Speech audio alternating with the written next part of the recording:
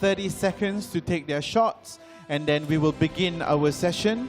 I'm sure each and every one of us here in this hall is extremely excited to continue with our session, because this is a session that is going to be quite something. It's going to be very, very memorable. Thank you very much to our photographer friends and members of the media. And ladies and gentlemen, let's begin. Yang Berhormat Senator Datuk Seri Utama Tengku Zafrul bin Tengku Abdul Aziz, the Minister of Investment, Trade and Industry, Malaysia. Her Excellency Cham Nimul, the Minister of Commerce, Cambodia.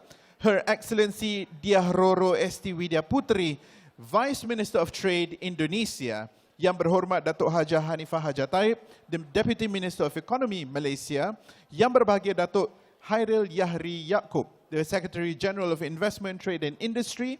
Yang Berbahagia Tan Sri Datin Paduka Siti Saadiah binti Sheikh Bakir, Founder and Non-Executive Chairman, Women Leadership Foundation. Yang Berbahagia Datuk Dr. Hafsah Hashim, Chairman AWES 2025, Organising Committee, Founder and Chairman, WLF. Yang Berbahagia Datuk Hazimah Zainuddin, Founder and Vice Chairman, WLF. Yang Berbahagia Datuk Zunaida Idris, Founder and Vice Chairman, WLF. And of course, Yang Berusaha, Ms. Ng Wei Wei, the Chief Executive Officer of UOB Malaysia. Members of the diplomatic corps and representatives of ASEAN missions in Malaysia, distinguished speakers, ladies and gentlemen. The Global Power Hour is upon us. Ministers from Cambodia, Indonesia and Malaysia will explore game-changing cross-border collaboration. This session is titled Women Pioneering Change Across Continents. Interestingly, in terms of economic participation, about 56% of women in ASEAN are active in the labor force. However, representation in leadership positions remain limited, with women holding only 32.8% of managerial roles and 21.2% of national parliamentary seats. These figures highlight the ongoing challenges and opportunities in advancing gender equality and women empowerment in the region. Now, this session will be moderated by our very own YB Senator Tengku Zafrul. And in his opening remarks, ladies and gentlemen, I'd like to remind you, he did recognize that he was outnumbered in this room. Now, it is interesting that within the scope of this conversation, between YB Senator and his panelists, who are themselves very capable ministers from their own countries, they will most likely address some of the challenges above. And once again, our YB is going to be outnumbered on stage this time. Now, I implore our esteemed panelists to feel free to turn the table around and ask our minister, your moderator, those questions themselves. It is, I have to note, the national sport of the average Malaysian to watch our ministers mildly squirm, I think. So, without further ado, a session that we've all been waiting for. Put your hands together for our moderator, YB Senator Tengku Zafrul.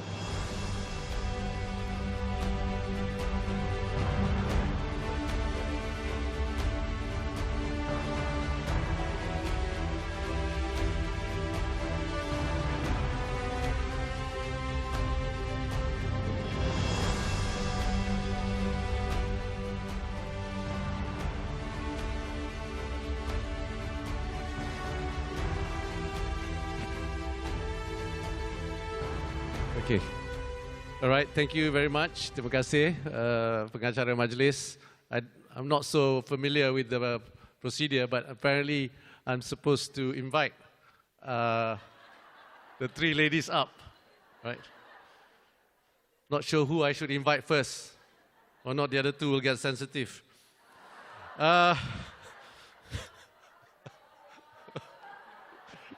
I think, if I may suggest, perhaps you want to go from left to right on the screen behind you. That's probably safest. Yeah. That was the plan, Yes. And in alphabetical order, not in any other order. We'll invite His Excellency Dyah Roro first onto the stage.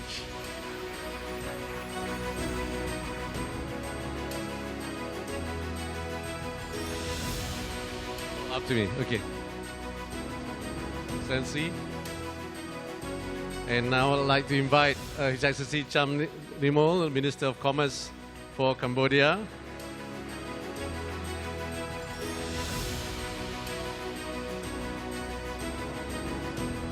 Thank you, Your Excellency. And last but not least, I'd like to invite Ms. Ng Wei Wei, the Chief Executive Officer of UOB.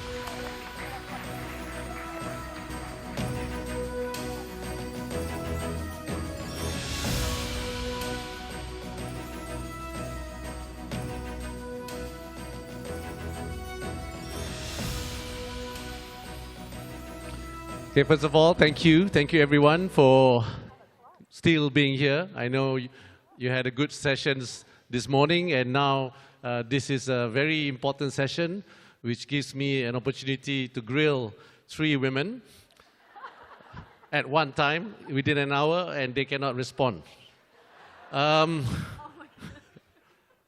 Because if they respond wrongly, I'll ask more difficult questions. Okay, so I've been asked to give a brief introduction about our 3 ladies here, but I'm sure in the program you've already read about their CV, their impressive bio, what they do, and the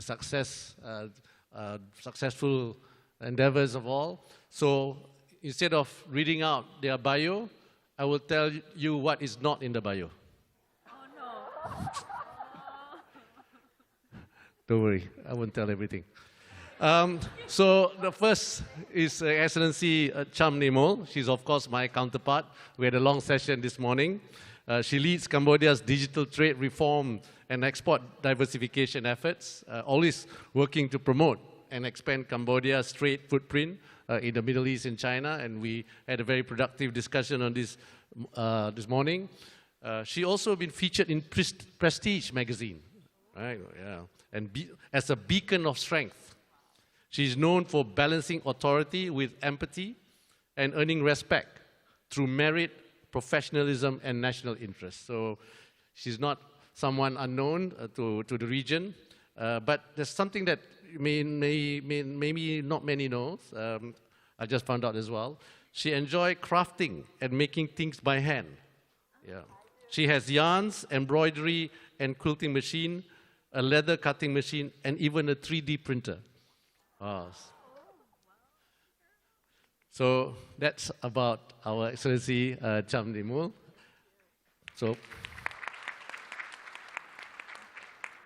And then the top 3 interesting facts about Dyah Roro. First of all, I think the Deputy Prime Minister, Dr. Sri Fadila, already wished her happy birthday. So happy birthday to Dyah Roro. She turned 25 today. 25. No. Oh, sorry. Okay. Yeah. She says 24. Sorry. So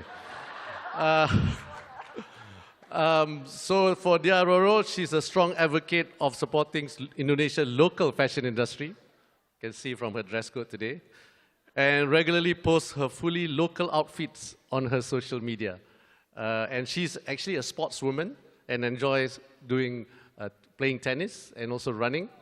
Right? And she's also the recipient of the Alpha Under 40 Award issued by High End Magazine.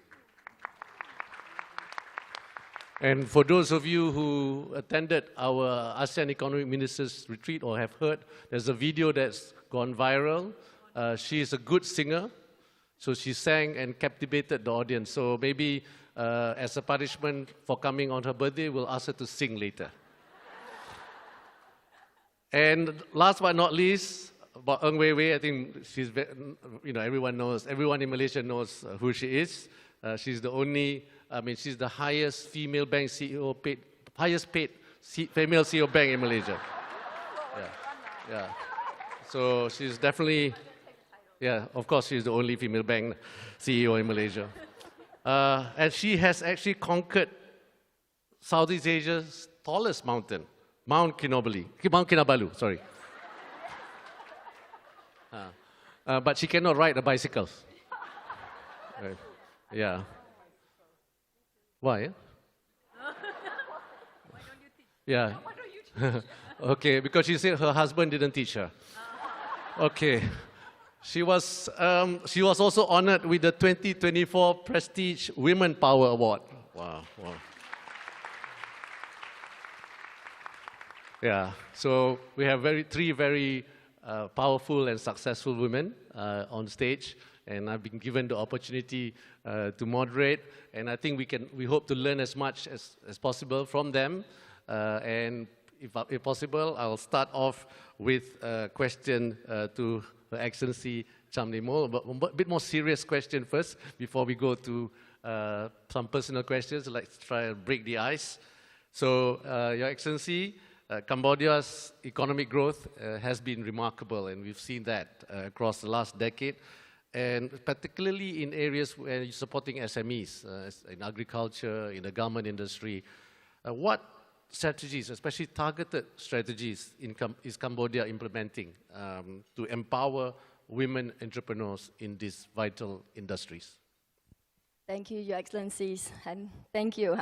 Allow me, just because I take the floor on the first time, truly humbled to be in the presence of two very powerful ladies, and those who are on the floor here with us, so very much appreciate the opportunity and have an honor to be invited as well. I've shared that I usually do my work mostly in the WTO or in Cambodia, but not yet in the regional outreach. So today is one of my first, so very, very much honored and very humble.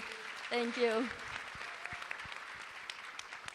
In response to Your Excellency's questions, key economic sectors such as garments industry, which employ over 1 million women in Cambodia, is the greatest multiplying effects you are ever going to see anywhere else in the world. It's the very reason why I brought that out is that most of the women would originated from rural areas, and with this, their salary were able to support 4 or 5 more members in the family. That afforded their siblings for education, affording their mother and fathers to be able to own houses or even own lands now. So these are the very great things that we believe in the economic sectors, and that allowed me to dive in deeper on the what are we doing to actually help women's entrepreneurship in that aspect. One is, of course, key is their healthcare.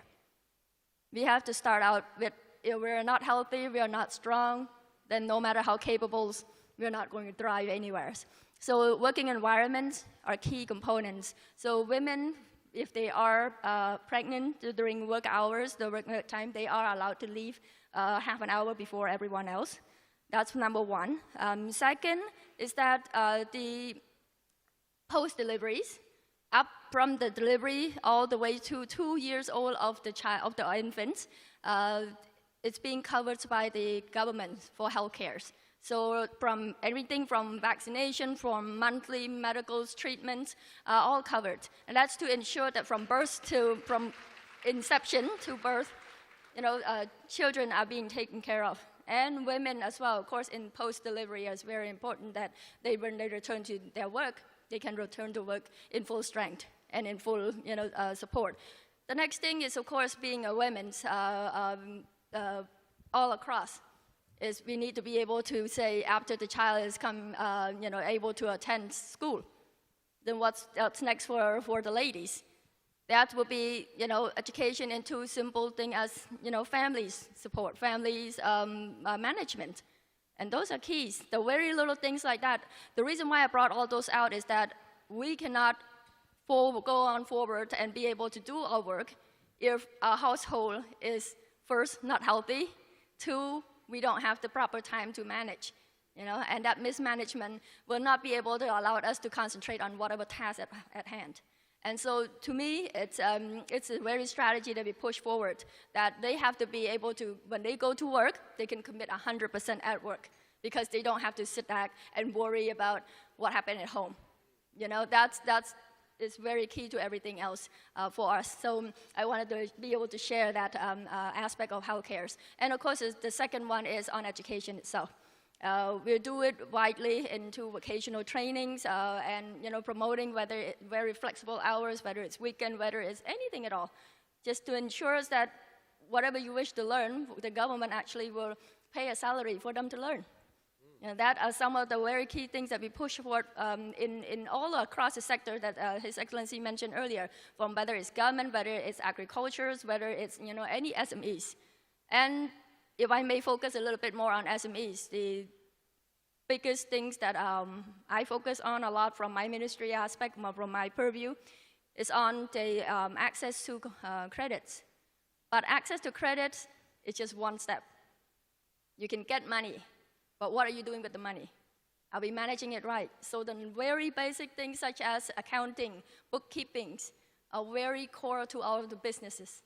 And that's the very thing that we actually push a lot of the policies, so that particular outreach on programs like that are wide and vast, from the ministry, from private partnership with development partners, with a lot of private sectors, a lot of mentorship programs that we push forward. I'm probably over time myself a bit, but just would love to share that are some of the key components that we start out the grassroots levels that ways. And I believe that's what builds a strong, and healthy foundation to the rest of the economic activity that entails. Thank you, Your Excellency. Wow, thank you. Thank you, Your Excellency, Minister Cham Nimul. And now we go to the Vice Minister, Dyah Roro. We talked about net zero and sustainability. Many countries have their targets for achieving their net zero. Some by 2050, I think Indonesia by 2060, right? And, what role, in this case, when you talk about green agenda, what roles are women playing in Indonesia toward pushing towards this green economy, especially in sectors like renewable energy and the circular economy? Thank you. Firstly, thank you very much, Honorable Minister Zafrul. It's so lovely to be here, and I'm so grateful to be amongst such incredible women. I think when women empower each other, we become a strong force. And to everybody here in the room, I hope today presents itself as a day to celebrate ourselves and how much we have come so far.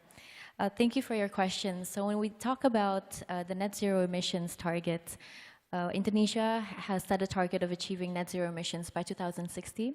We have also ratified the Paris Agreement, in which we want to decrease our greenhouse gas emissions by around 32% in 2030. And we recognize that somehow a majority, so around 30% really of the emissions come from the energy sector. So before my role as a Vice Minister of Trade, I was also a member of Parliament. And I was a member of Commission 7, which deals with the energy sector, and we are working very hard to push forward a bill for, which is called the New and Renewable Energy Bill. So I hope that the parliamentarians this term can ratify and finish up what has been discussed previously, all with the goal of really just creating that sustainable future for Indonesia.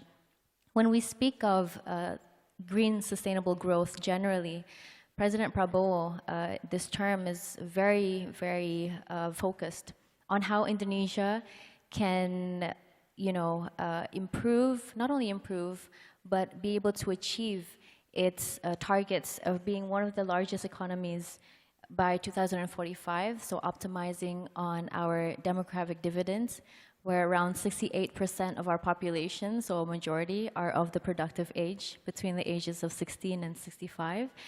And we recognize within his cabinet that, yes, we have this trajectory of being able to become one of the largest economies, but also how can we do this in a way where we put forward and put a lot of emphasis in improving the quality of life and social welfare. That's why President Prabowo is very, very adamant in trying to increase the quality of the human capital, so sumber daya manusia. We have a lot of focus on that aspect, whether it be in the healthcare, education, as well as work opportunities. But also, and this is something very important, the environmental aspect. Because without nurturing and taking care of the environment, it is very difficult for us to achieve both aspects, that of the economic growth and also social welfare. So all three components plays a very vital role in Indonesia's development going forward. But with regards to women, right, women participation is very important. When we look at the small medium enterprises, which is one of our biggest focuses within the Ministry of Trade also, is that we recognize that UMKM, or small medium enterprises, contributes around 60% of our GDP. Can you imagine? So this is quite a large amount. And when we look back into the statistics, turns out that 65% of SMEs are run by women. So we recognize that women play an incredible role, starting from the micro level to the medium level to the top level, right? Where, you know, Indonesian women communities would gather around, they would create something that would be of value, whether it be in the village level or in the city level, national level, or even abroad. So what we're trying to promote is how the local SMEs can be exported outside of Indonesia. But all in all, we recognize that women play a role. And when we look at the types of businesses that they get involved in, some of them create meaning in what we would value as waste. So upcycling, recycling certain products for that to be then become a new product that can be fed back into the economic system. So for example, we have you know, clothes made of recycled material, or even bags made out of recycled material. And, you know, we see designs that are we see very simple designs, but then we see very advanced designs. And so having this kind of innovation and seeing that women play a vital role in this space is very, very important for us to recognize. And again, coming into the point of women empowerment, the more we empower women, the more women are able to contribute to the economy, and the more the economy can prosper in the years to come as well. Thank you, Excellency Dyah Roro. So we've heard from Her Excellency Cham Nimul and also Dyah Roro, two very good answers. So no pressure, Ng Wei Wei.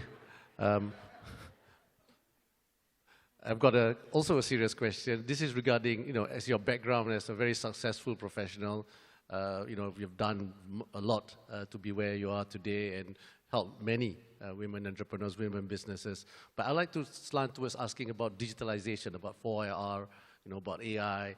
You know, how can women leadership, you know, reshape the global economic landscape in light of the fast, rapid changes in technological advancement or in digitalizations, and also to what we touch on sustainability to some extent. Thank you very much, YB Senator, for that question. I think first of all, thank you for this opportunity to sit on this panel of like-minded women and male ally. You know, when I was listening to what Minister and Vice Minister were sharing, frankly, ladies, what you are doing in your own country to champion is exactly what we are also experiencing in Malaysia, whether you're in the government or the private sector like where I am. The issues and challenges and priorities are the same. That's why I think this outreach is fantastic. And frankly, Minister, I totally agree. The home must be in order. That's what I always tell my colleagues. Make sure the home is right, then you can bring your best to work. That is absolutely fantastic. And really, sustainability, green, and SMEs, I think this is what we are experiencing here in Malaysia. So to answer YB Senator's question, I think one of the beautiful part of my job, it allows me to be purpose-driven as a leader. Frankly, whether you're a male or female, I feel wherever you are planted, if you believe in what you're doing, even if I'm in a private sector, I can contribute to help. So what am I talking about? Malaysia, SMEs, just like your countries, are the backbone. They need help.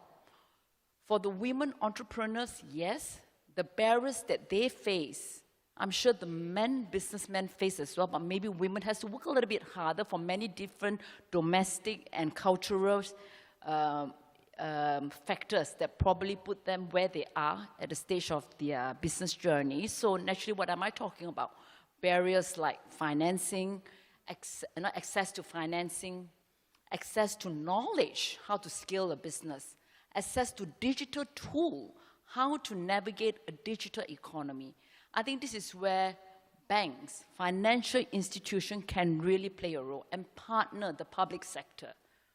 We are able to provide access to all these matters that I've just talked about. digital tools, I think, YB, you are spot on. AI, you need AI to increase productivity, to expand your business. You can't ignore. Everybody knows that. But how do you get started? So what we have done in UOB, just as an example, I'm sure there are countless institutions out there who do the same. 4 years ago, we've put in place a FinLab program to help SMEs to start up their entrepreneurship. And in recent years, we started to focus on women entrepreneurs. Across Malaysia and Singapore, we have helped over 1,200 women entrepreneurs to help them learn digital tools and skills, how to navigate the economy, grow their business, and more importantly, we have built an ecosystem to help them expand their network. Women also need help to grow their network. And that's where banks come into play, YB. I mean, you're an ex-banker, you know what I'm talking about. Banks, financial institutions should be opening up doors to connect businesses to opportunities. And today we're talking about ASEAN. As an ASEAN bank, clearly we can connect those opportunities. So I feel lending money is probably the easy part, but really building that network of ecosystem partners that can help women entrepreneurs get on board that journey, learn from each other, and in the process, build the kind of network that they need to grow their business.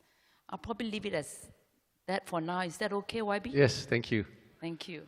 I'll give you my views later. Okay, so we've heard about the economic transformation from all of you. I got one question which I'm going to ask all three of you to answer, so I want to be fair this time. This is all about navigating tradition as well as modernization, you know. So, I mean, all of you in your leadership capacity, what strategies have you found effective, yeah, in balancing the cultural heritage, you know, the ASEAN culture, you know, I mean, each country will have their own culture with transformative leadership? How do you balance that, and how do you, you know, in your real life, where and how difficult is it to balance? Maybe I can start with you, Your Excellency, Cham Nimul. Thank you, Your Excellencies. Balancing the cultural and the society's barriers to many things, to gender's access. There's one thing that I know how to navigate and that I may be able to share on a personal levels. And that just start with respect. Respect yourself, respect the next person. As that's what it is. Thank you. Because I find that when you're being honest and being respectful of your thoughts, of your actions, and reflects that, you know, be able to communicate that, articulate that to the next person, and the next person will feel the sincerity and be able to bounce that back. And that allows a lot of understanding to happen. You know, it's very difficult, and I may share as well. My husband is a military guy, and he's a 3-star general. So do you think it was easy to be able to walk side by side with me and just to say, oh, your wife is the minister? I'm sure His Excellency understood that feeling somewhere. Somewhere you'll understand that feeling. But it is a very delicate line, you know, being, you know, because in a family, you're in a society, you always assume that man is the breadwinner. Right? The head of the family, the one who bring incomes, and therefore we're not saying we have different, our income are not very much different. His payment, his salary and mine are not that very different, but but in numbers wise. But the idea is in the respect with each others, and that's how we coexist harmoniously. You know, to be able to say, I understand your schedule, and you understand my schedule, you understand my commitment, and you understand my commitment. And where will we work all of that for the benefit of our children? Because they do need us. We can't be an absent parents. So how do we do that? So, and that's the very same thing. I think going through that very same respect of families, it's, you know, it goes beyond that into elder generation. The very same thing. The first thing I realized that I can work and communicate well is to show my respect and sincerities. And as a woman, that is a soft power that we have. Just by coming up here, I told Her Excellencies that, you see, women, we band together very well. Where all we go, you go, girl. You know, I'm right behind you, and we truly support. Do you see men do that? How can you attest to this, Minister? Can I say something here?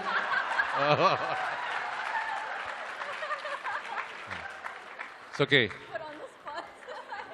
To all the men there, relax. Yeah. We are allies today. Okay. Sorry, but very much. So culturals is always going to be there, but there are a few things that I hope to share with the new generations. You know, who's coming out of school and they deciding what to do, and they said, oh, well, I can't dream of being this because that's mostly men jobs, or my father, my mother would say, no, I'm not suited for it, you know, physically wise, emotionally wise, or, you know, intelligence wise, or whatever it is, you know, there was a barrier to certain dreams. And my own advice into it is that you go for it. And you do it, but don't regret it. That's the one big thing that I always put up in front of me first. I have to be in peace with myself to say that if I'm going forward with that decision, I will not regret it no matter what's the outcome. And that's the only way we are going to make it through, whether we fail at it or we succeed, and be able to show that, you know, back to the societies. That's why we are worth that respect, you know. So my conclusion, right back to it, show respect. That's how we are able to, intergenerationally, culturally speaking, to be able to communicate, to be able to live happy together and work together. You know, it's sometimes it's very difficult to earn that respect. Respect is earned. It's not something you're given. It's not something on day one walking in the room and people just, here's your credit for respect. You know, it's not going to work out that way. So we have to do so much more. So, but it has to show with showing respect to yourself, respect to others, and they will respect you back. Thank you. Thank you, Your Excellency Cham Nimul. The same question as well to Dyah Roro, yeah, about navigating tradition and modernization. Your Excellency, please. Right, thank you very much. Wow, that was very wonderful. And I think I can attest to a lot of the things that you mentioned earlier, and really that spoke from the heart, and we felt that. And I think balancing the cultural aspect, right, is also about how we can lead with empathy and be present with empathy, but also offer flexibility. So I'll explain a little bit about what I mean. When we speak about empathy, we're able to position ourselves in the shoes of the other, right? So understanding what certain things means for the people around us. And once we lead with empathy, we lead with the heart. And that is always very meaningful. But in a more personal setting, I think women have to balance many roles. So some of us are already married, that means the role of being the wife. Some of us have children, so the role of being a mother. And even the role of being a daughter, as well as the role of being either minister or vice minister or the CEO, right? So there is multiple roles that women have and need to play. And this flexibility is oftentimes needed on a daily basis. And one thing that I learned, and perhaps I can share this also, is learning how to put on one hat and taking it off in different situations. So I would present myself differently in a social context, in a personal context, and I will present myself differently as well in front of my family, in front of my friends, in front of my spouse, in front of the people that I know, and understanding that as a woman, we don't always have to be and position ourselves professionally everywhere we go. We are allowed to take off certain hats and be present within the different contributions that we make in the different settings that we have in our lives. And understanding when to take off these hats is where empathy lies, right? And this I find to help me navigate my way towards the different roles that I have in my life.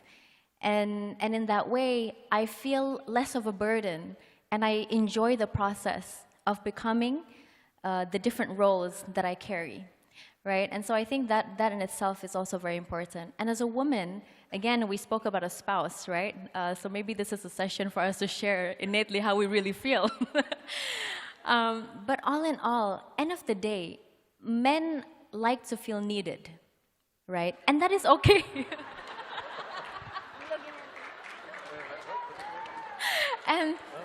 And really, that is okay, right? And as a woman, we also oftentimes want to be protected. That is also okay, right? And I think as a woman, as a wife, understanding the different roles, sometimes we can be there supporting our spouse to become the best versions of themselves. So this is when I talk about the hat, you take off the hat of the professional, but you put on the hat of the wife, right? And be there personally, be there emotionally for the support of the husband in whatever career endeavor that they are going through. And then in a different case, you put on the hat of being the professional, and perhaps that is when the role of our spouse becomes the supporter. So being either those positions, supporting one another, being there for one another, and perhaps leading in some aspects of our lives, and having that understanding. And lastly, and one of the most important things you mentioned also, in terms of respect, having respect for ourselves and for our spouses and for the people around us, this is what grounds us. And it's a learning process. And one thing I'd like to end, Honorable Minister, is that end of the day, life is not perfect, right? And it's okay to face certain turbulences. And, you know, culture also plays a role in this, navigating our way around the norms in which societies create. But at the end of the day, I think in order for us to enjoy, is that we need to make the most of the process and the progress and enjoy the everyday that we have, because the little things in life will end up becoming the big things, right? And so having that in mind makes life a lot easier to navigate around, again, through the cultural barriers and many other aspects as well. Thank you. Thank you. Thank you, Your Excellency. Yes, Ng Wei Wei. I really like that question. How do you balance tradition versus modernization? Actually, it's a very deep question. Something that really resonates very deeply with me, because throughout my career as a banker, I have worked with different global institutions, and today I'm running an Asian bank, the largest foreign bank in the country. And it really caused me to really think, in my job as a CEO of UOB in Malaysia, how do I infuse the best of tradition, my Asian culture, versus propelling the bank forward? You know, prior to this role, and now I'm moving to my 4th year, all this while, Ng Wei Wei, me, I'm very proud of my Asian culture. My parents have taught me and my sisters to embrace good value system. You want to be successful, you have to work hard and must have a purpose in life.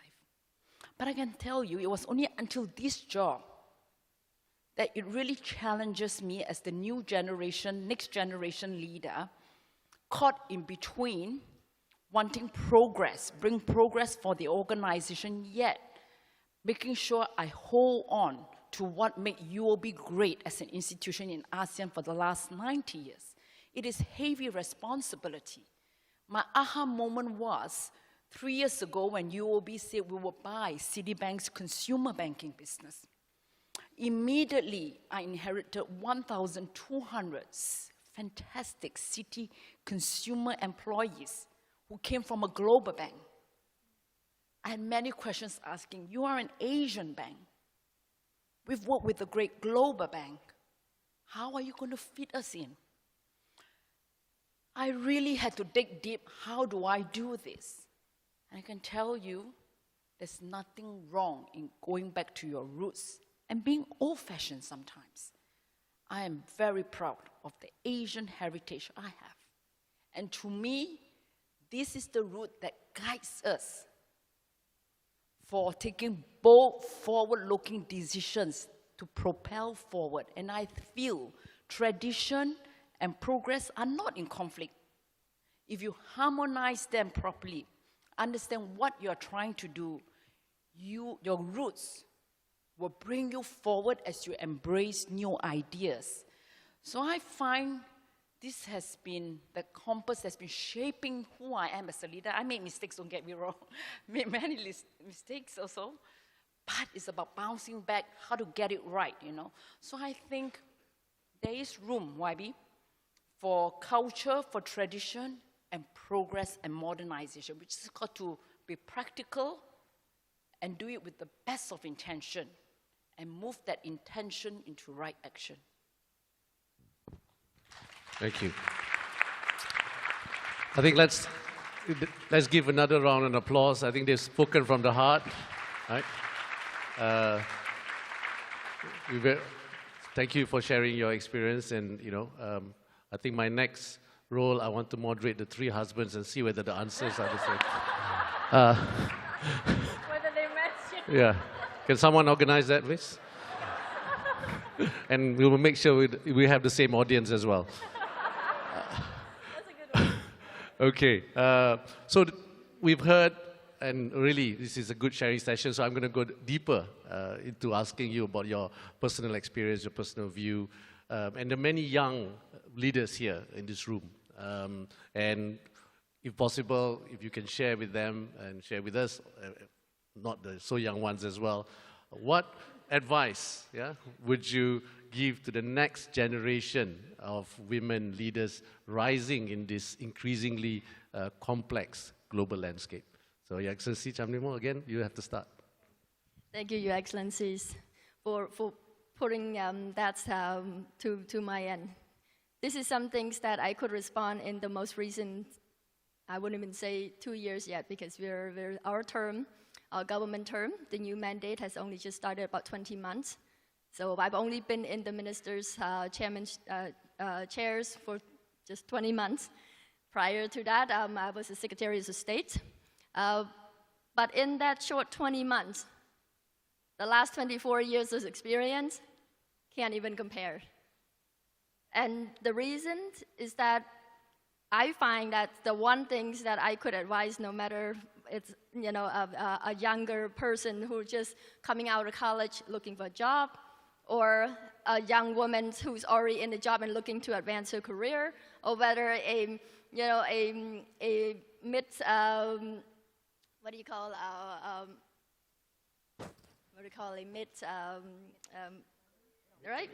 mid-careers person looking to advance further, those who are about to retire, and those who post that.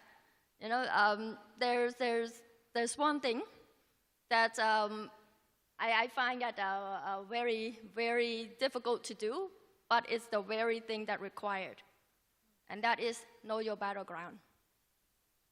I walk into the ministerhood knowing my battleground. I know what I'm to be expected of. I know what public opinions of me will be. I know what private opinion of me will be. I know whose will be what and what. I know what battleground I will fight. I can actually share that as well openly. I said that it's not very, very fair, because in the new term, there are new ministers just like myself, but they are males. They're coming in, and I assess it that they have only 3 battlefronts, whereas I have 4 battlefronts. And I said, well, what are those? Well, one is, of course, your first battlefront is your own institution. That's your own house, your own second house. You have to make sure it's in order. The very same thing as our own personal home have to be in order. So coming in, meaning that, institutional development, harmonization, the process, the administration, everything that goes into it to make sure that house is functioning. That's the first battleground, and that's take a lot of energy and a lot of planning and a lot of teamwork. And that cannot be goes as a one-person deal. It's not a one-person deal. It's the whole entire team working together. That's the first battleground. But to ensure that the team are on the same page with you to do all of that, that's a very, very difficult battleground. There's always an upsurge somewhere going on. So to be able to hold down that battlefront, that's one. But that one is one like everyone else. Right? The second It's institution to institution. Another ministry. Our purview will always going to overlap somewhere. Somebody's job is going to overlap somewhere. I'm sure in your organization, similarly, no matter you're in management level or whatever level, there's tend to be somebody else's job doing your job when they shouldn't be doing your job, or their job is, or you're overstepping their jobs or responsibility or roles. There's always something like that. It's a main conflict to be able to manage so that institution to institution are also coexist peacefully. So we're not working completely in silo, but also across the line to fully engage. And the third battleground for me, of course, is being on the international stage, being the Minister of Commerce, meaning that half of my time is traveling abroad. So I said, there's a different battleground out there. You're going out there to defend, you go out there to represent, make sure you do it right. It's very important to be understand. So it's something, that's why, like say today, I would rather come from the heart. I don't want to be here. Thank you, Your Excellency, for not asking too many policy levels, because I love to share that, but they're boring. Sorry, policies are boring, and policies are absolutely boring to explain and elaborate on. So I'd rather touch upon what makes us all human at the end of the day, and what makes us go home with. It's much more important. So for me, that third battleground is some things that hard-earned as well, very much hard-earned. It's to be able to, that respect that I just spoke of earlier. One thing you do so in your home country, in your own institution, but try doing that when you're outside. Outside of your own comfort zone. How does that work out? So that is the battleground. But the fourth battleground that I just mentioned earlier that others ministers does not have, and that being I'm a woman. I'm a mother. I am a daughter, And so that's the roles and responsibility that we have. So how do I do that? But to my very own surprise, that's the one battleground that I thought I'm fighting on a losing end. From the very beginning, that's what I thought, and I thought wrong. Because that was exactly the soft power that put me at the top today. So, thank you. But I'm not trying to be arrogant about this. It's something I wish to share, that it was to know that it is your weakness, that they expect you as a woman to not, rising fast, not doing much, or underestimate just because I appear young. I'm not that young. I just appear young. Forever young. Oh, thank you. We are 18 plus 20-something years experience, right? Okay.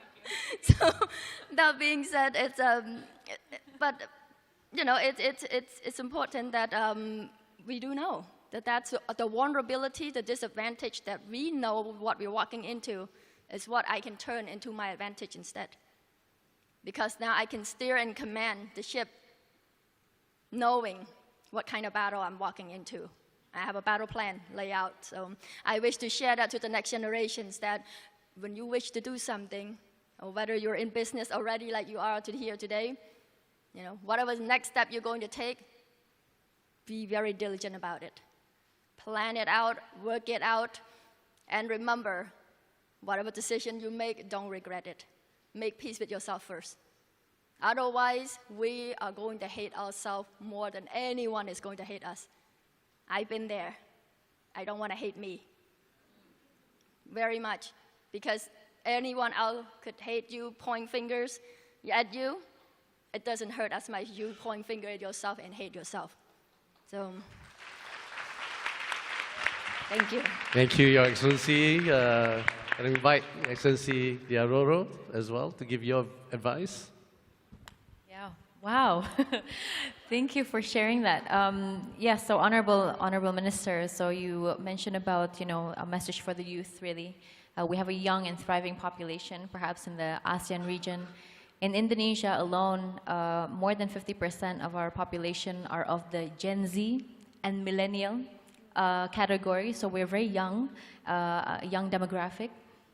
But all in all, I think I think one of the things that I'd like to share to the youth, maybe perhaps including myself, I feel like I should be talking to myself too with this regard, is that, utilize your time well, be brave, network, because the more people you know, the more people you engage with, the more opportunities will open for you. And also be relentless, keep trying, don't give up too easily. I think the problem in today's generation, because everything is very instant, right? In this digital generation where perhaps, especially if most of you perhaps are on social media, whether it be in Instagram, TikTok, or any of these, mediums. And a lot of the youth project their identity and self-worth through these platforms. How many likes, how often, and things like that. And because of this generation in which is very much gratified by instant gratification into that space, we lose sight of the fact that in life, we will face failures, we will face successes, and this is all a part of the journey. And sometimes in the Asian culture, in the Indonesian culture even, is that when we talk about our failures, it is as if it defines our self-worth, right? But when we speak to, I have colleagues perhaps, because I went to university in the UK and had some experiences in the US, most of the professors would say that, failure is just a part of the journey.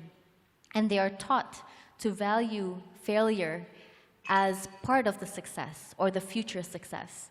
And so understanding as young people in which life will present itself, success stories and failures, and the need to keep getting back up when we do face those failures. And that kind of mentality is what makes us stronger, right? And be able to contribute even more to the development of a country or a region, etc. I was elected as member of parliament at the age of 25. And the youngest at the time, so this was 5-6 years ago, the youngest at the time was 23 years old. And we had around 40 young parliamentarians under the age of 40 last term. And during that time, I think it presents itself some challenges. I really like what you said, Honorable Minister, when you speak about the fact that, what was it, respect. Yeah, you spoke about respect, how respect is earned and not given. So sometimes people would assume that after becoming, or elected or being in office, you immediately get that respect. But actually, as a young person, you face a lot of challenges. People will see you as somebody who is inexperienced, who doesn't know much about the world or the country in itself, and because of this lack of experience, therefore, is unable to fully participate in the decision-making process or, the makings of policies, etc. And so sometimes I prefer to take myself out of the cultural kind of stigmatization of the fact that I am young and even that I am a woman. But how can we value somebody not only based on what role they are in, but also the contribution that they are able to make irrespective of their age and of their gender? So this is, thank you. This is when you look at the quality, right? You start valuing people for the quality, for the impact that they're able to bring to the world, to the nation, to the community. And when you value people based on those qualities, you see the world differently. You don't judge people based on those, again, stigmatization, but really on the impact. And I think this is also a message that I'd like to share to perhaps young people who are in the professional setting, who are, in the government, who are parliamentarians, is to keep going despite these stigmatization that is given to you, but then use this as a motivation to prove to prove that you are capable, but to also prove that you are able to lead, not only with example, but with empathy, with the heart, and with purpose. Thank you. Thank you, Your Excellency. Invite Ng Wei Wei. I would say to the next generation of aspiring females, if you want to make a difference, stay the course and pave the way for the next generation of leaders after you, as those before us have paved the way for us. And I've learned in recent years, two skills or traits that I am still mastering myself that I feel is important for a leader to have today, from my perspective, yeah? If you want to drive transformation, having good intention, passion and energy alone is not enough. I feel and I've learned that you need to have agility and grit. What do I mean? Agility here doesn't just mean the ability to adapt to change. That to me is given for any leader to have to master. Agility to me means the ability to bounce back from setbacks. And the higher you go, the ability to be willing to unlearn and relearn, even as uncomfortable it may be. And why grit? Grit goes hand in hand because grit is the ability to stay the course on the mission you have set off. The mission doesn't change, but the approach may have to change, depending whatever those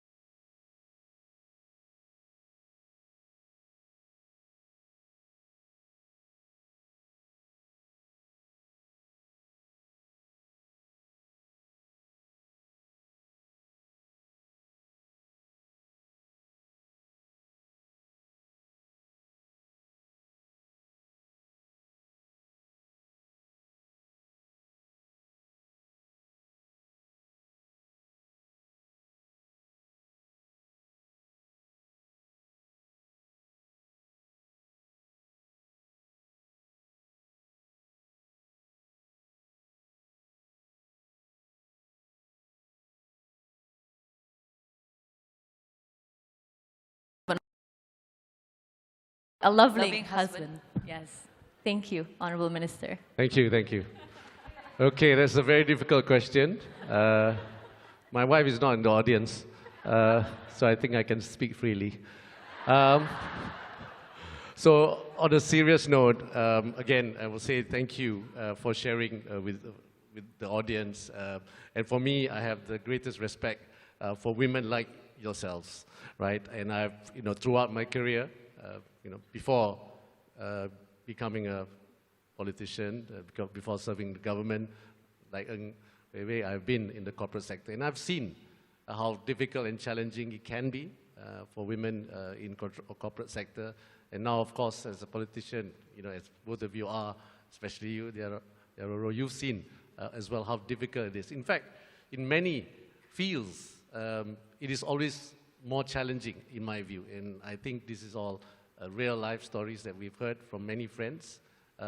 So for all three of you to be where you are today, it's, to me, incredible and showed a great determination and passion. Of course, you've got three great husbands supporting you all the way. Absolutely right, yeah. I think three things if I want to share with the audience. I think one, you need to have a partnership. I think a partnership with your family, partnership with your colleagues.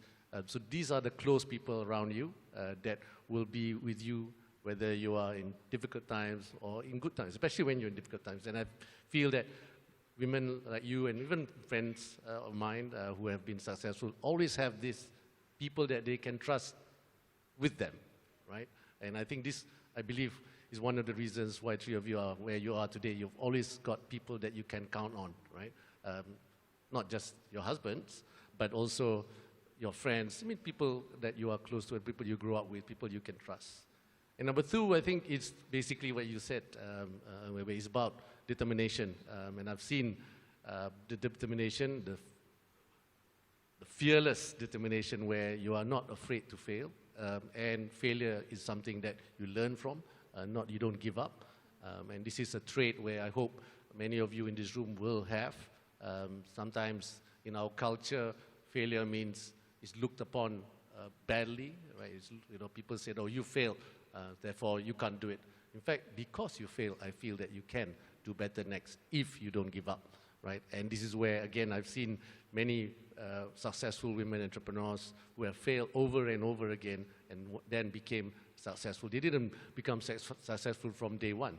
Similarly, in many other fields. So this is, again, I've seen many of my colleagues, both now in the political world and also in the corporate world, where they have this strong trait.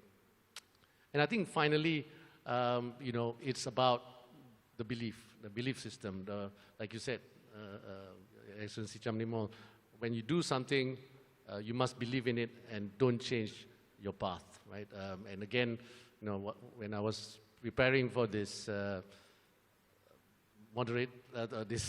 session, in fact, to be honest, I've moderated many sessions, and this is one of the best sessions I've moderated. Right? And that one, I'm telling you all the truth. And I'm sure you all felt it as well, right?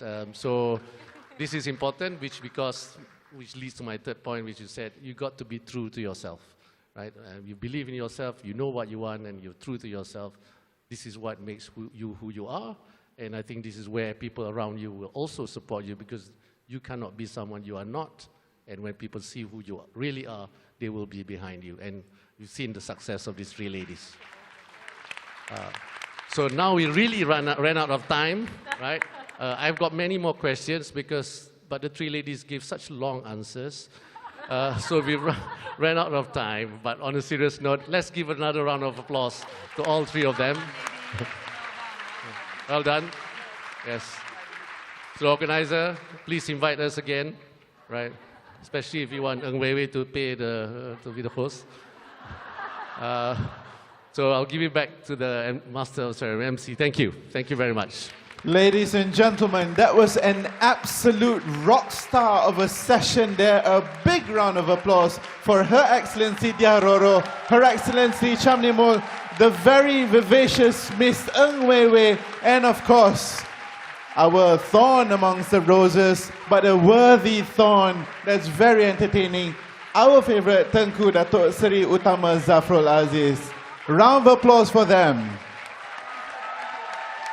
It was an amazing session with so many amazing takeaways. Remember, it starts from home. Making the home right, you can bring your best to work. It is about not being scared to honor your Asian roots, because respect is absolutely essential. Stand on each other's shoulders, because you know why? Girl power is real. Girl power is real.